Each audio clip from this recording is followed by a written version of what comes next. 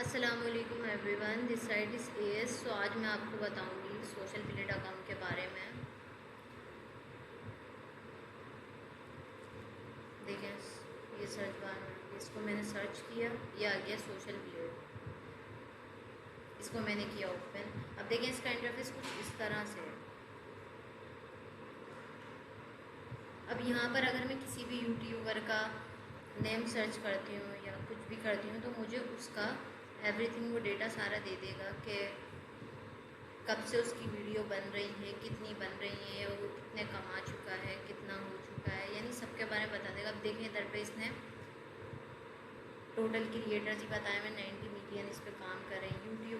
YouTube पे 69 millions लोग हैं, इंस्टाग्राम पे 11, टिकटॉक पे 1.5 और उधर 7.3। अब अगर आपने सर्च करना है, आप सर्च इस पे जाके किसी का भी नेम या कुछ भी सर्च कर सकते हैं और फर्दर डिटेल ले सकते हैं। ठीक है,